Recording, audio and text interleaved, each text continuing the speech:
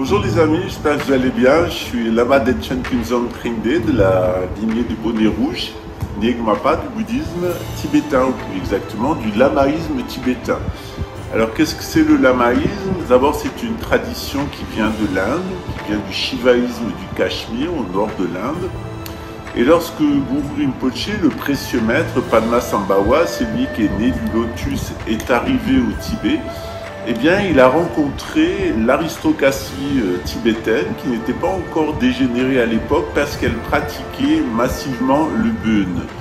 Le beun, c'est une tradition chamanique qui vient de Mésopotamie entre, on ne sait pas, 1700 à 3500 ans, certains disent 30 000 ans avant Jésus-Christ. En tout cas, c'est une tradition très ancienne et très enracinée dans l'Himalaya. Et lorsque Padmasambhava est arrivé au Tibet, eh bien, il a rencontré cette tradition beun, il a rencontré un abbé, enfin plutôt les moines qui avaient été laissés par un abbé de l'Inde, indien, qui avait apporté les enseignements du Bouddha et personne n'accrochait. Et l'idée de Padmasambhava, c'est d'avoir fusionné le shivaïsme du Cachemire, le bouddhisme beun et le bouddhisme de Sakyamuni en une seule tradition qui s'appelle le lamaïsme. Alors le lamaïsme, c'est une tradition qui n'est pas figée, c'est une tradition qui est en reformulation permanente. Pourquoi? Parce que c'est une tradition vivante. Lorsqu'une tradition meurt, elle se fige dans des dogmes, elle se fige dans une morale, puis elle se fige dans une culture. Je vais faire un petit dessin pour mieux vous expliquer comment ça fonctionne. Et puis ensuite, on va faire le bilan de la modernité. Je vais vous poser une question. Vous êtes content, oui ou non, de votre situation matérielle? Comment pouvez-vous l'améliorer? Et jusqu'à quel point désirez-vous l'améliorer? En réalité, dans le bouddhisme, on part du point de départ qui est le contentement. C'est-à-dire certaines personnes ne vont pas se contenter avec un Boeing 747 de luxe et des voyages sur toute la Terre. Ils vont vouloir aller dans l'espace. Et puis certaines personnes n'ont même pas une patinette et pourtant elles sont heureuses. Alors pourquoi on n'est pas heureux avec un Boeing 747 et pourquoi on est heureux avec une patinette? On va se poser la question. Et puis on va en arriver finalement à l'astrologie. C'est qu'est-ce qui fait que nous avons certaines conditions matérielles, certaines conditions psychologiques et une certaine connexion spirituelle avec notre environnement, oui ou non, et avec nous-mêmes, oui ou non. C'est ce qui fait la spécificité de chacun, et cette spécificité, on la découvre dans l'astrologie synarchique. L'astrologie synarchique, c'est une très vieille technique d'astrologie qui vient du beun, qui vient de l'Égypte, qui est certainement la plus ancienne et qui n'a rien à voir avec l'astrologie moderne. Donc c'est l'objet de cette petite causerie du moment. Voilà, alors on va commencer par le commencement. Comment est-ce qu'on passe d'une révélation par un maître spirituel à finalement une culture et quelle est la valeur d'une culture?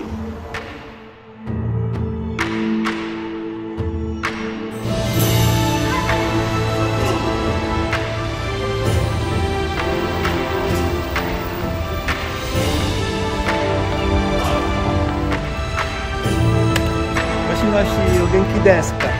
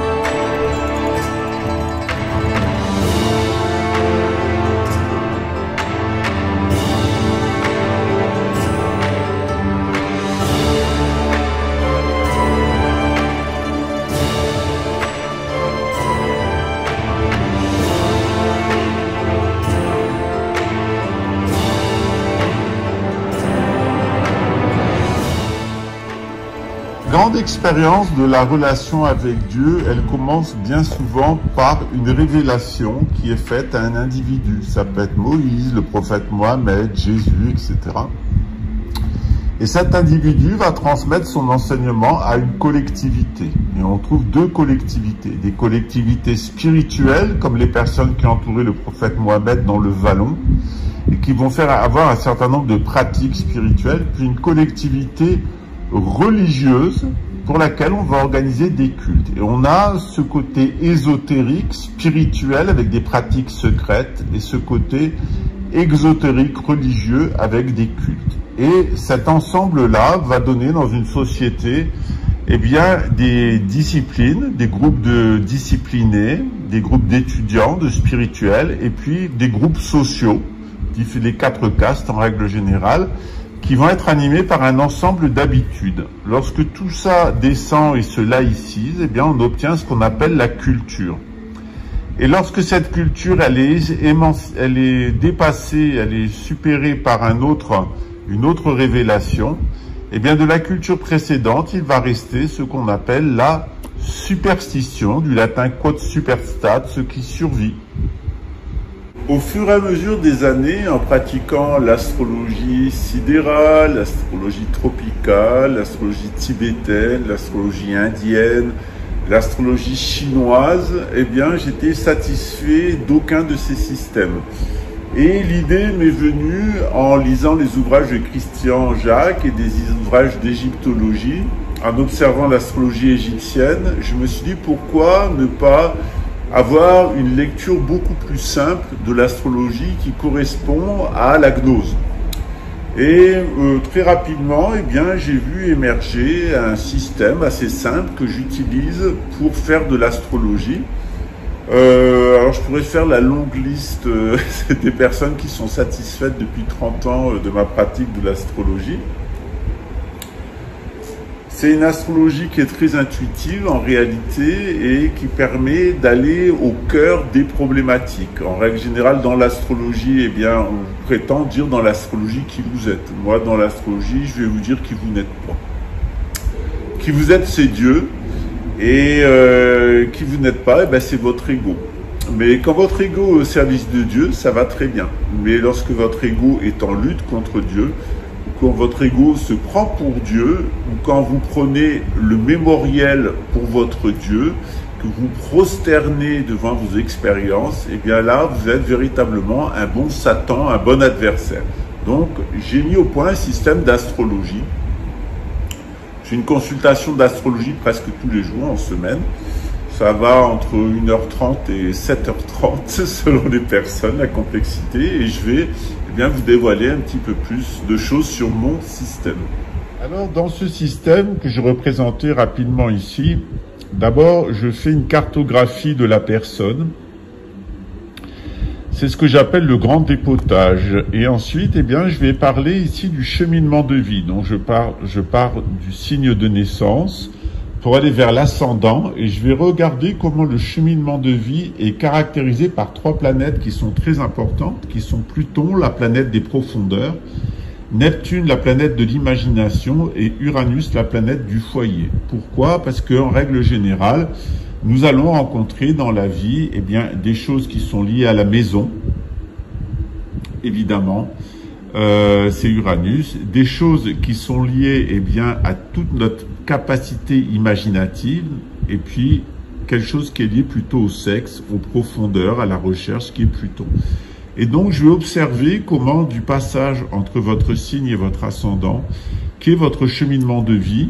Normalement, vous devez réaliser votre ascendant au moment de votre mort, et vous commencez en rentrant ici dans le zodiaque, et vous sortirez par votre ascendant. Ensuite, en fonction de ces combinaisons qui sont liées aux places des constellations et les maisons dans lesquelles elles sont, eh bien, je vais déterminer votre égotype.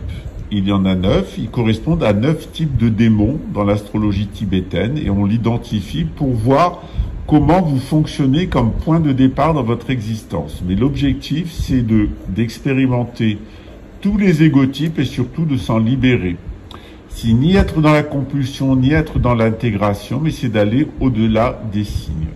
Puisqu'on a parlé, eh bien, du soleil de naissance, on regarde comment il est caractérisé avec Mercure et Vénus, qui permet d'avoir une idée de la providence divine, comment Dieu va vous nourrir en vitalité.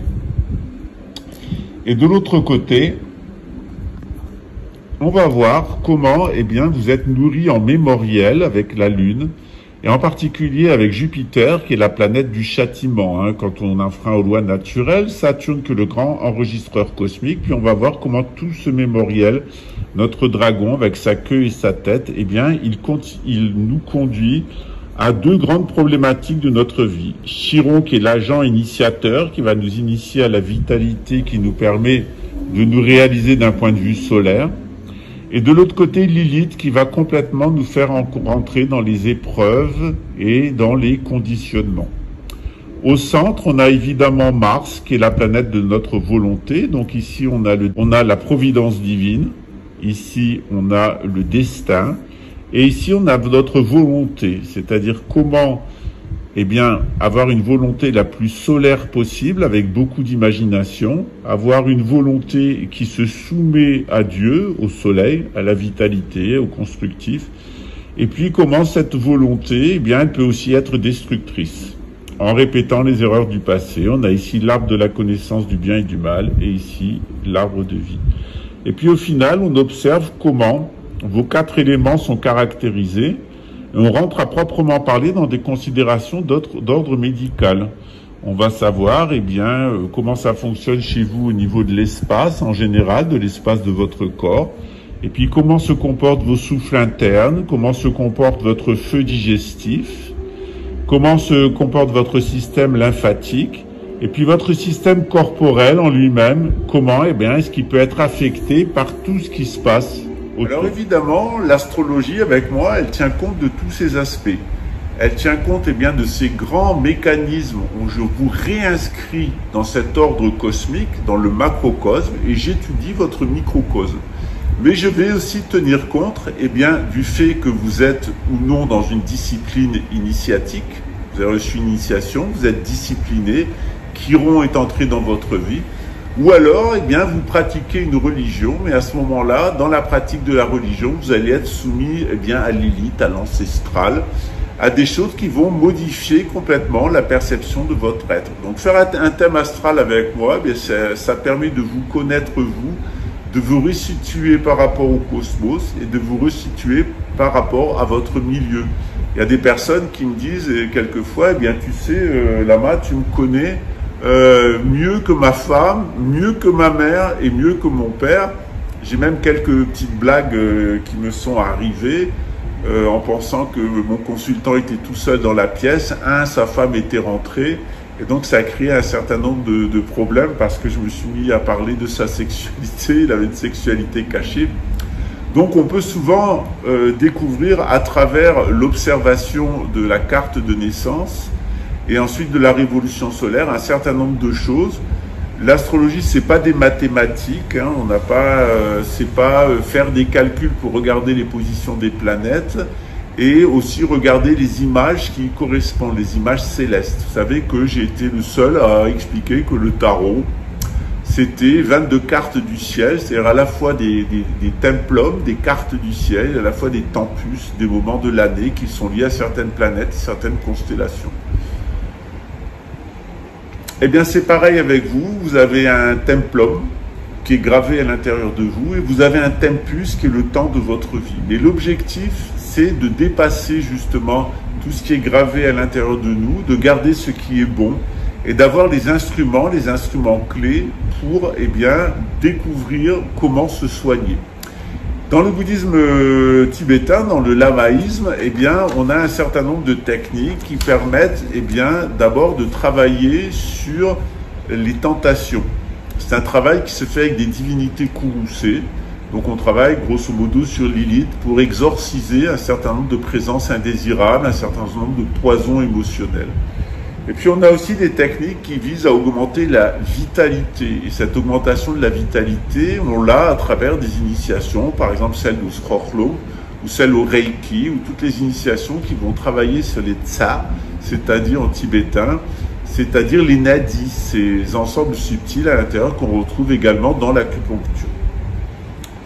Il y a également un travail au niveau hygiénique, c'est-à-dire de trouver de l'alimentation qui nous convient. Alors souvent on s'aperçoit que les gens adorent les aliments qui leur font du mal. Voilà. Le nombre de gens qui découvrent qu'ils sont intolérants au lactose et au gluten, et qui, après avoir supprimé la quantité de gluten et de lactose et s'en trouvent mieux, est absolument stupéfiante, au propre comme au figuré. En vérité, quand vous prenez des aliments qui ne vous conviennent pas, eh bien, c'est comme prendre de la drogue, vous allez être complètement drogué par ces aliments et ils vont finir par vous détruire. En étudiant aussi les positions planétaires, on comprend mieux les moments favorables ou les moments défavorables pour soi. Le travail sur l'ego aussi, il est très important, mais le travail avec le Naikan notamment, et l'énéagramme, et les catégories de démons, mais le travail le plus important, c'est certainement le travail de détermination de la divinité Yidam, du mentor. Et grâce à cette divinité, nous allons avoir un antidote général à tout ce qui fait nos conditionnements, de tout ce qui fait nos conditions de vie totalement samsariques et nous amène de l'ignorance de nous-mêmes jusqu'à la souffrance perpétuelle. C'est un mécanisme où, en nous connaissant mieux, eh bien, on va faire tourner la roue, on ne va pas aller de l'ignorance jusqu'à la souffrance, on va passer directement de la connaissance à la jouissance et on va faire tourner la roue du destin dans l'autre sens. C'est à ça que ça sert l'astrologie, c'est la première base. Et à partir de cette base, eh bien, je vais pouvoir, si vous acceptez d'être mon étudiant, si vous me demandez d'être mon étudiant, je dirai oui ou non, je vais organiser avec vous votre travail. Souvent, c'est d'abord un travail où on va discuter un peu de tout, de vos souffles subtils, de vos mémoires. C'est vraiment un travail on apprend à se connaître, on le fait à travers l'astrologie. Après, souvent, on va rentrer immédiatement dans des considérations alimentaires. Alors là, je passe la main à Sébastien, qui est très compétent comme naturopathe dans le domaine de la médecine chinoise et du taoïsme, et c'est un très bon naturopathe. Et de l'autre côté, pour la médecine ayurvédique, à Nicolas ou à Patricia, qui sont eux plus formés dans les disciplines de l'Inde. Il m'est arrivé il y a quelques années de pratiquer la médecine spagyrique. Je trouve très intéressante, c'est une médecine proprement occidentale.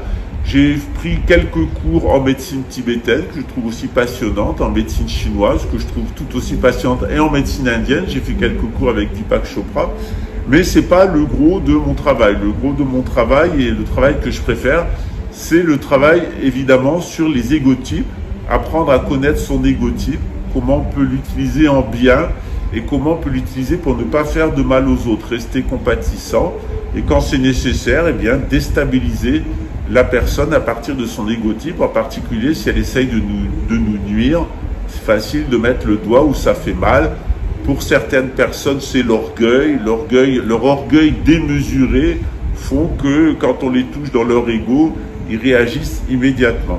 Certaines personnes, c'est la loyauté, et en les mettant en situation d'être complètement déloyales, c'est aussi une manière de les pousser à aller jusqu'au bout de leur vice, de s'auto-détruire lorsque ces personnes-là sont devenues perverses. En règle générale, j'essaye d'abord d'aider les personnes au maximum. Si vraiment la personne est complètement hostile et que j'ai pas le choix, eh bien, je vais la repousser en utilisant son égotisme. Alors, j'ai des étudiants qui me font croire qu'ils ont réalisé, j'ai eu un couple d'immatures spirituels qui se sont amusés à un moment à me faire croire qu'ils avaient parfaitement réalisé leur égotype.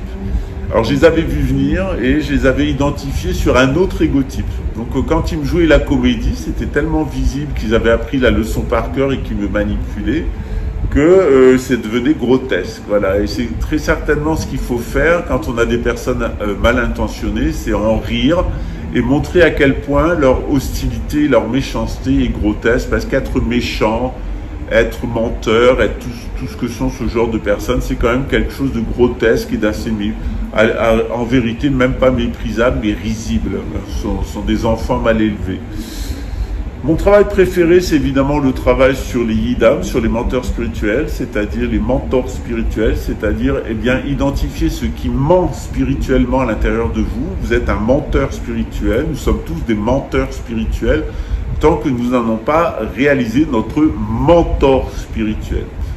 La principale façon de se mentir spirituellement, c'est d'être matérialiste et de n'accorder d'attention qu'aux choses matérielles.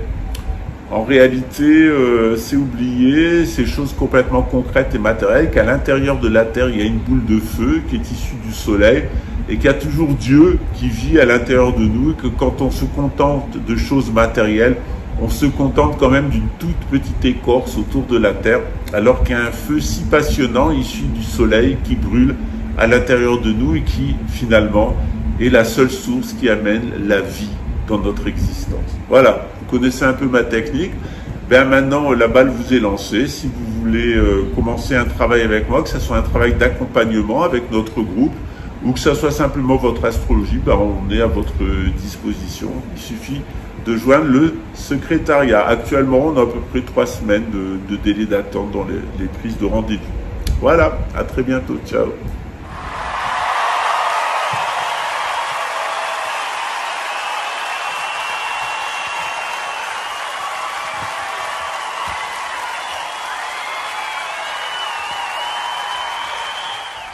Alors au montage, je me suis aperçu que j'avais pas traité de la question comment améliorer ses conditions d'existence. La meilleure façon d'améliorer ses conditions d'existence, c'est de travailler sur sa conscience. C'est-à-dire que face à la même situation, eh bien, selon votre niveau de conscience, vous allez réagir différemment. Et je vais vous donner un exemple qui va vous permettre de comprendre. Eh bien, il y a 3 personnes qui marchent dans un tunnel. Le négatif dit « on va se faire tuer, on va jamais s'en sortir, on ne sait pas où on est, on va mourir, etc. » Et le deuxième qui est optimiste dit « mais non, regarde au bout là-bas, tout au bout, il y a une lumière, je suis sûr que c'est un tunnel, on s'en rappelle pas parce qu'on était trop bourrés, tu vas voir, on va sortir, il y a la lumière là-bas. » Et le troisième qui est réaliste, il dit dis donc les mecs, je crois que oui, tu as raison, on est moins bourré, on est bien dans un tunnel, mais il y a un train qui nous fonce dessus. » Évidemment, le meilleur point de vue, eh bien, c'est celui du conducteur du train, parce que lui, il est en mesure eh bien, d'arrêter le train. Et il y a même plus fort que le conducteur du train, il y a la mouche. Parce que si une mouche ne peut pas arrêter un train, eh bien, elle peut rendre le conducteur fou. Et quelquefois, eh bien, il y a des situations où on ne peut pas arrêter le train, même si on n'est pas pessimiste, même si on reste optimiste, même si on est réaliste, même si on n'est pas le conducteur du train, on a encore du pouvoir, c'est celui de rendre le conducteur fou. C'est pour ça que je suis ici exactement pour vous rendre fou. Et ça s'appelle la folle sagesse. À bientôt.